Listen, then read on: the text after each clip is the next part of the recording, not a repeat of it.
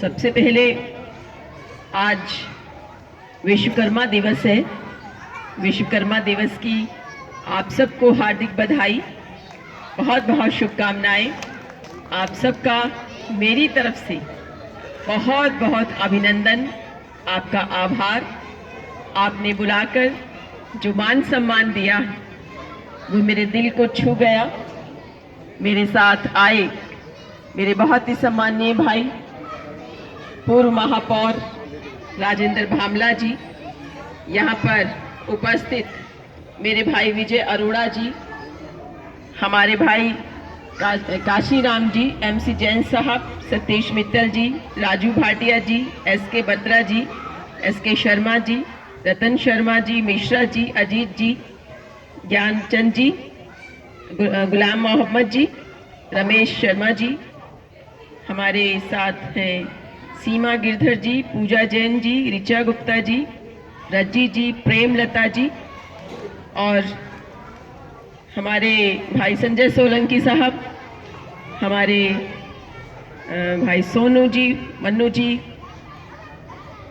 और कार्यक्रम के आयोजक विनय गिरधर जी, राजेश जैन साहब, साहिल अली जी, रोहित कुकरेजा जी, अभिषेक लूथरा जी, प्रशांत मेहता जी, मनीष अरोड़ा जी, चंद्र भाटिया जी, और यहाँ पर उपस्थित सभी सम्मानीय हमारे बुजुर्गों, बहुत सम्मान के योग्य नौजवान भाइयों, श्रद्धेय मातृशक्ति। अभी समस्याओं का जिक्र हुआ और समस्याओं को लेकर ही आज का ये आयोजन हुआ है। पिछले 9 सालों में भारतीय जनता पार्टी के कार्यकाल में जहां जहां भी जाने का मौका मिला, वहां तरह तरह की नई नई समस्याएं सुनने को मिली। मैं भी 10 साल विधायक रही, अपनी तरफ से बहुत प्रयास किए कि विधानसभा क्षेत्र में ज्यादा से ज्यादा काम हो, लेकिन जिन समस्याओं का जिक्र भी कहीं नहीं होता था, जो हमने पनपने ही नहीं दी, अब वो समस्याएं हमारे सामने मुंह बाए खड़ी हैं और वो बढ़ती जा रही हैं। जल तो जीवन का आधार है और ये बहुत ही एक बेसिक नीड है। अगर जल की उपलब्धता हमारे जनप्रतिनिधि नहीं करा सकते, तो मैं समझती हूं कि उससे बड़ा फेलियर, उससे बड़ी असफलता कोई हो नहीं सकती। पानी अगर हम पीने को मुहैया नहीं करा सकते, तो हमें राजनीति करने का भी कोई अधिकार नहीं है, कोई अधिकार नहीं है। ये तो जिस तरह हवा जरूरी है, भोजन जरूरी है, जीने के लिए पानी भी जरूरी है। मैं पीछे संजय कॉलोनी में घूम रही थी, हर घर के आगे मुझे ड्रम खड़े मिले, हर घर के आगे ड्रम रखे हुए। मैंने कहा भैया ये ड्रम क्यों रखे हुए? कि जी प्राइवेट लोग आते हैं पानी बेचने वाले, वो इस ड्रम में पानी डाल के जाते हैं और हमसे पैसे लेते हैं। सारा विधानसभा क्षेत्र खरीद कर पानी पीने को मजबूर हुआ पड़ा, जबकि हमारे समय में जो रेनीवेल स्कीम है ये लागू हुई। 48 बूस्टर मीठे पानी के हम लोगों ने बनवाए, जिसमें से 17 बूस्टर बल्लभगढ़ विधानसभा क्षेत्र में मैंने बनवाए अपने साथियों के साथ, भाई जिसमें हमारे भामला जी भी शामिल थे, और पानी की कोई कमी नहीं थी। ऐसा क्या हुआ कि सरकार गई हमारी और जगह जगह समस्याओं का अंबार लग गया। कहीं सीवर जाम हुई पड़ी है, कहीं सीवर मिला हुआ पानी आ रहा है, कहीं कई कई दिन तक पानी नहीं आ रहा है। बारिश आती है तो इलाके के इलाके डूब रहे हैं। आप विधानसभा क्षेत्र के मुख्य मार्गों को देख लीजिए, रोड के साथ साथ एक नया चलन चला है कूड़ा कचरा डालने का। सड़क के साथ साथ डंपिंग यार्ड बन गया। ओपन में कूड़ा कचरा ऐसे डाल रहे हैं कि जैसे ये जगह मुकर्रर कर दी हो, फिक्स कर दी हो कूड़ा डालने के लिए। हमारे समय में तो नहीं था। तो ये कैसे सरकार चल रही? अंधेर नगरी चौपट राजा, टके शेर भाजी और टके शेर खाजा, यही हो रहा है यहाँ। तो जन समस्याओं के लिए राजनीति नहीं हो रही। मैं आपको थोड़ा समय तो आपका लूंगी, लेकिन जब आपने बुलाया है मुझे तो निवेदन करूंगी कि मेरी बात भी आप सुनिए और उस पर गौर कीजिएगा। और अगर मैं कहीं गलत बोलूं तो आप मुझे बीच में ही टोक देना। मेरी गलती होगी तो मैं अवश्य मानूंगी और उसको सुधारूंगी। राजनीति करने का मतलब है कि हम जन समस्याओं को उठाएं और उनका समाधान निकालें। ये जनप्रतिनिधि की ड्यूटी होती है। इसके लिए पार्षद चुनते हैं, इसके लिए विधायक चुनते हैं, इसके लिए ही आप सांसद चुनते हैं और मंत्री और मुख्यमंत्री और प्रधानमंत्री बनते हैं। जब राजनीति की दशा ही बदल जाए, जब एक जनप्रतिनिधि अपने आप को प्रचारक बना के पेश करे, तो भाई समस्याओं का समाधान कैसे होगा? आज राजनीति की दशा बदल गई है। राजनीति होनी चाहिए महंगाई पर, राजनीति होनी चाहिए बेरोजगारी पर, राजनीति होनी चाहिए भ्रष्टाचार पे, राजनीति होनी चाहिए बिगड़ी हुई कानून व्यवस्था पे, राजनीति होनी चाहिए हमारे व्यापार पे, राजनीति होनी चाहिए हमारी शिक्षा पे, राजनीति होनी चाहिए हमारे स्वास्थ्य पे, राजनीति होनी चाहिए किसानों को उनकी फसल का उचित मूल्य मिले उस पर, राजनीति होनी चाहिए महिलाओं की सुरक्षा और सम्मान पे, राजनीति होनी चाहिए इस देश की एकता, अखंडता और अस्मिता को बना के रखने के लिए, राजनीति होनी चाहिए मीठा पानी मुहैया कराने के लिए, बिजली प्रॉपर देने के लिए, आपके पार्कों की व्यवस्था सुदृढ़ करने के लिए, आपका कम्युनिटी सेंटर बनाने के लिए, सीवर ठीक काम करे इसके लिए, पानी की निकासी के लिए। तो राजनीति आपकी जन समस्याओं को सुधारने के लिए होनी चाहिए। क्या मैं गलत बोल रही हूं? नहीं, ऐसा ही होना चाहिए। राजनीति इस पर होनी चाहिए और वोट भी इस पर मांगा जाना चाहिए। जब वोट के मुद्दे बदल जाएंगे,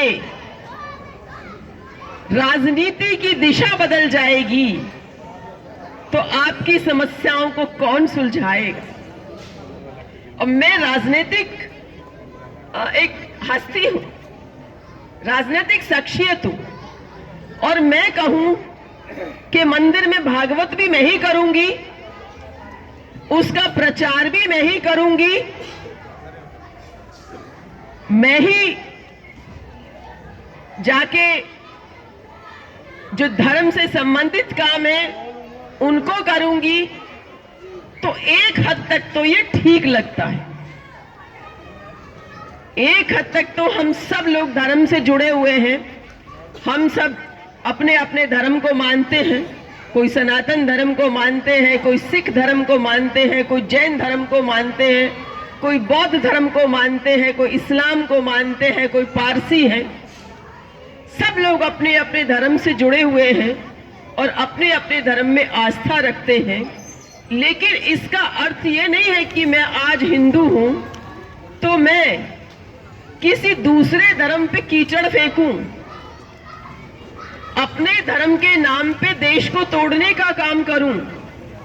ये मुझे शोभा नहीं देता। हमारा देश अनेकताओं में एकता के लिए पहचाना जाता है।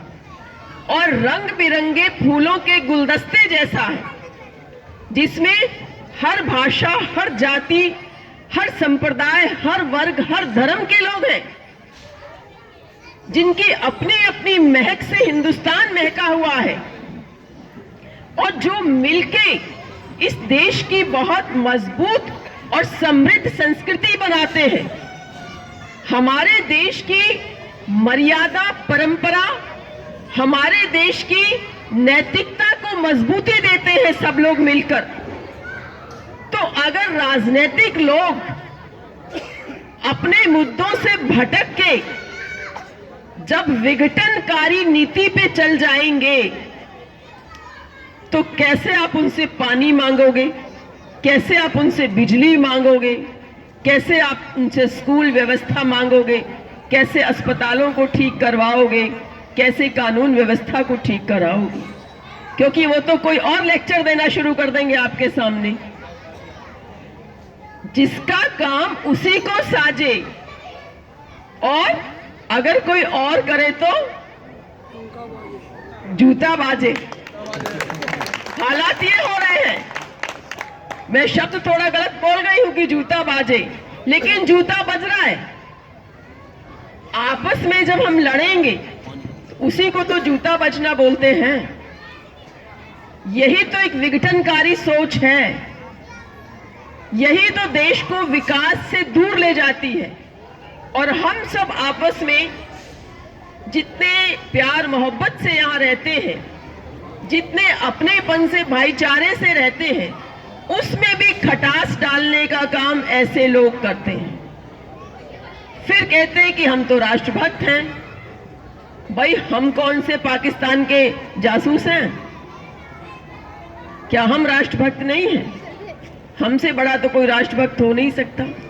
हम किसी का दिल नहीं दुखाते, हम कोई गलत काम नहीं करते, हम किसी का निरादर नहीं करते, हम किसी के लिए अपशब्द नहीं बोलते, हम कोई किसी के हाथ में तलवार नहीं देते। हम तो ये कहते हैं सब प्यार मोहब्बत से रहो। इस देश की एकता को, अखंडता को, अस्मिता को बना के रखना भी तो राष्ट्रभक्ति है, या नहीं है? सबसे बड़ी राष्ट्रभक्ति तो ये है कि हम सब मिलकर रहें, ये देश एक रहे। जब ये देश एक नहीं होगा तो राष्ट्रभक्ति किस बात की? वो देश को तोड़ने वाली जो सोच है, मैं उसको राष्ट्र विरोधी मानती। राष्ट्रभक्त तो वो है जो किसान दिन रात खेत में हल चलाता है, धरती का सीना फाड़ के हमारे लिए अनाज पैदा करता है। असली राष्ट्रभक्त वो है जो मेहनत मजदूरी करता है फैक्ट्रियों में। असली राष्ट्रभक्त वो है जो दिन रात मेहनत करके हमारी गृहिणियां अपना घर भी चला रही हैं, अपने बच्चों का लालन पालन भी कर रही हैं और समाज में भी अपनी अहम भूमिका निभा रही हैं। असली राष्ट्रभक्त आप सारे हो जो मिलकर रहते हो, एक प्रगति की सोच रखते हो, देश को आगे लाने की सोच रखते हो। हर वो व्यक्ति राष्ट्रभक्त है जो ईमानदारी से अपनी ड्यूटी पूरी कर रहा है, चाहे वो हमारी फौज के सिपाही हों जो बॉर्डर पे खड़े होकर दिन रात हमारी रक्षा कर रहे हैं, चाहे वो पुलिसकर्मी हैं, चाहे वो छोटे कर्मचारी हैं, किसान हैं, मजदूर हैं, छोटे दुकानदार हैं, हमारी गृहिणियां हैं, हमारे बुजुर्ग हैं जो हमारे समाज को एक नई दिशा देने की बात करते हैं। नया मार्गदर्शन आए दिन हमें अपने बुजुर्गों का मिलता है। तो असली राष्ट्रभक्त तो आप लोग हैं।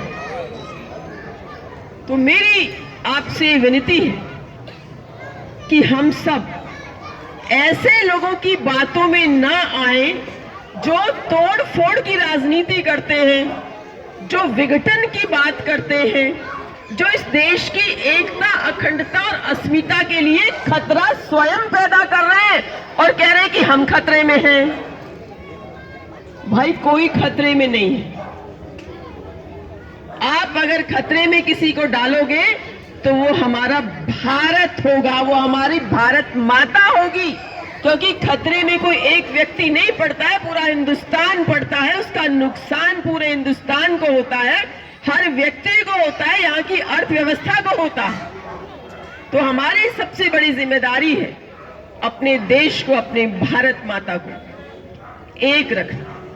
किसी भी कीमत पे हम आपस में कोई वैमनस्य, कोई मनमुटाव, कोई भेदभाव ना करें और अपने बच्चों को हम अच्छे संस्कार दें, जिससे वो आगे चल के राष्ट्र की सोचें, समाज की तरक्की उन्नति की बात सोचें।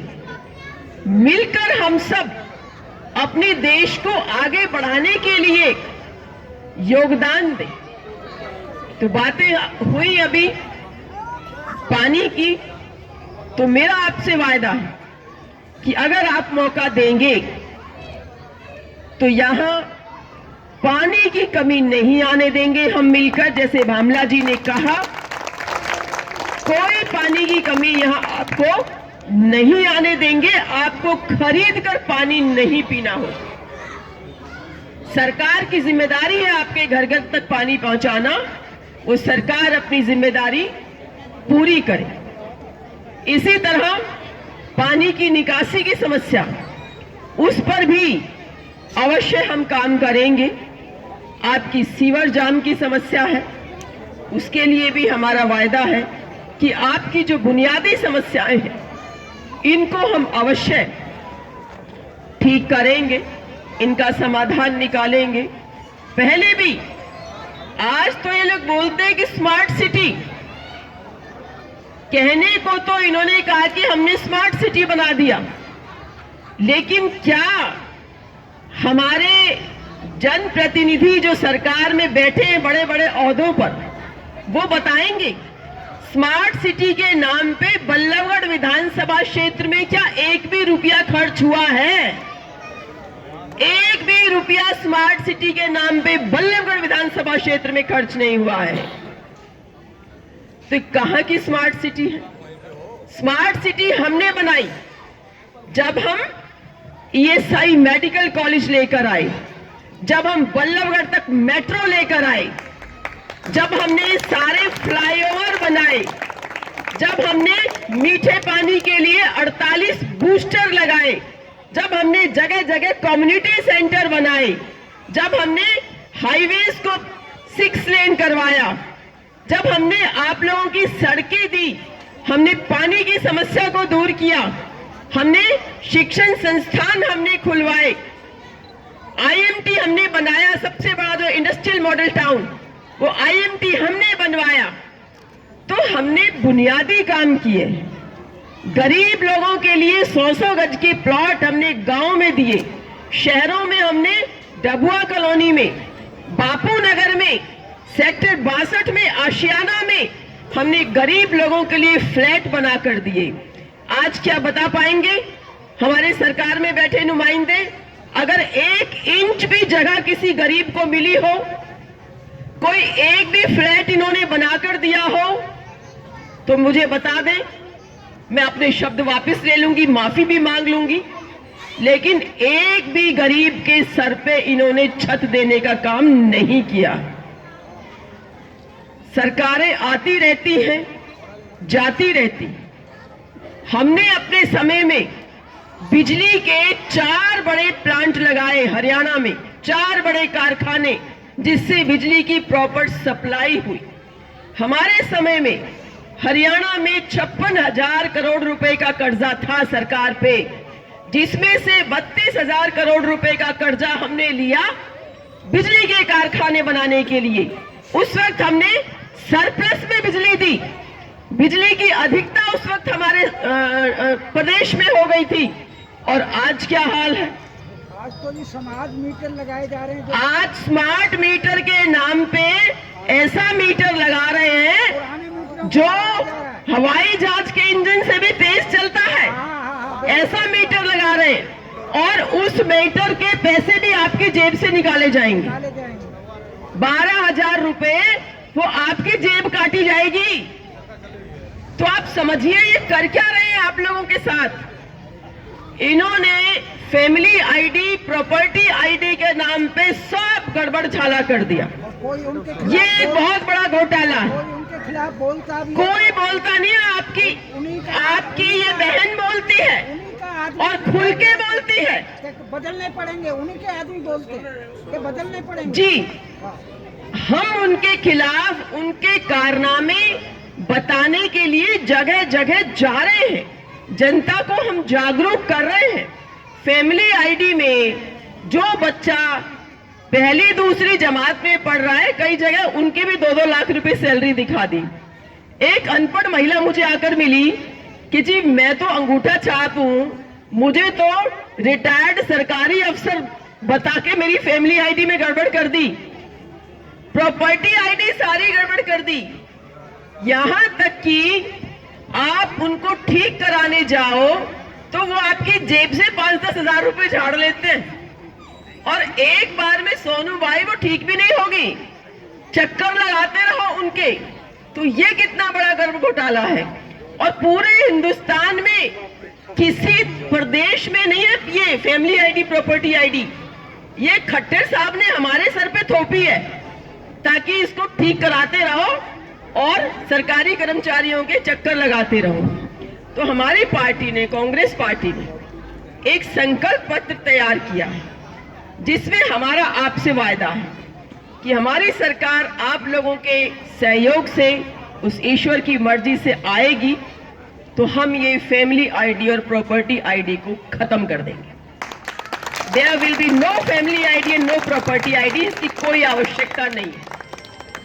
अगर हमारी सरकार आएगी आप लोगों के सहयोग से तो हम जिन लोगों की भी बुढ़ापा पेंशन कटी है, बहुत लोगों की बुढ़ापा पेंशन कटी है और वो लाखों में कटी है, उस पेंशन को दोबारा बहाल करेंगे। और अभी तो पेंशन 2500 के आसपास मिलती है, हम सीधे 6000 रुपए देंगे क्योंकि ये हमारे बुजुर्गों की सम्मान राशि है। दुनिया के लगभग सभी देशों में अपने बुजुर्गों को, सीनियर सिटीजन को, देश की गवर्नमेंट वो सम्मान राशि देती है ताकि उनके छोटे मोटे खर्चे वो स्वयं वहन कर सकें। इसी तरह हमारी विधवा बहनों को और विकलांग लोगों को भी हमारी सरकार आने पर 6000 रुपए बुढ़ापा पेंशन दी जाएगी।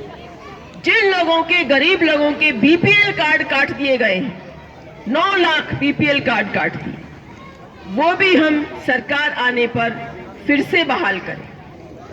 आपको नोटबंदी के बाद, जीएसटी के बाद और इस सरकार की गलत नीतियों के बाद बहुत नुकसान हुआ है। आपके व्यवसाय बंद हुए हैं, आपकी आर्थिक स्थिति सबकी कमजोर हुई है, मैं भी उसमें शामिल हूं। हम सबकी जेब ढीली हो गई है और आप लोगों को डायरेक्ट उसका फायदा पहुंचाएं, उसके लिए हम सरकार आने पर हर घर को 300 यूनिट बिजली फ्री में देंगे। ये कांग्रेस पार्टी का संकल्प है। जो लोग सिलेंडर 500 रुपए में आता था, 1100 का कर दिया। मैं अभी बताऊंगी बाबूजी सारी बात, 200 रुपए डाउन कर दिया इलेक्शन। अभी बताऊंगी बाबूजी, अभी बताऊंगी, उसी पर आ रही हूँ। जो हमारे बहनें 1150-1200 रुपए सिलेंडर ले रही थी, अभी 200 रुपए कम कर दिया क्योंकि चुनाव आ रहे हैं, वोट मांगने आएंगे आपके बीच में। अब आपकी जेब से अगर कोई 2000 रुपए निकाल ले और उसमें से 500 का नोट या 200 का नोट वापस कर दे तो नुकसान तो आपका है ही ना, उससे भरपाई तो नहीं होगी। ये चाहते तो ये सिलेंडर के दाम बढ़ ही नहीं पाते। हमारी सरकार में तो 400 रुपए का सिलेंडर था, उस पे 50 रुपए भी बढ़ जाए तो ये सड़कों पे बैठ जाते थे सिलेंडर सिर पे रख रख के, और अब कोई मुंह खोलने को ये लोग तैयार नहीं है। उसके लिए भी कांग्रेस पार्टी ने फैसला किया है कि गरीब लोगों के लिए, बीपीएल के लिए, उज्ज्वला के लिए हम 500 रुपए का सिलेंडर देंगे और सरकार केंद्र में भी अगर आएगी तो वो सभी के लिए सिलेंडर के दाम कम करेगी। सिलेंडर के दाम कम करेंगे, लेकिन हरियाणा में भी हमारी सरकार आएगी तो हम सिलेंडर के दाम अवश्य ही कम करेंगे। इसी तरह डीजल पेट्रोल इतना बढ़ गया है उसका रेट कि गाड़ी चलाना मुश्किल है। बच्चे स्कूटर मोटरसाइकिल चलाते हैं, माँ बाप से आए दिन पैसे मांगते रहते हैं डीजल पेट्रोल के नाम पे। अगर ये चाहते तो उस पर एक्साइज ड्यूटी ये घटा सकते थे, लेकिन नहीं घटाई। इन्होंने एक काम तो किया है, जो कॉरपोरेट हाउसेज हैं, बड़े बड़े बिजनेस हाउसेज हैं, उनकी कॉरपोरेट ड्यूटी हटा दी, माफ कर दी उनके बिना मांगे ही, जो लाखों करोड़ रुपए में थी, छोटी मोटी नहीं, लाखों करोड़ रुपए में थी। सुभाष चंद्रा का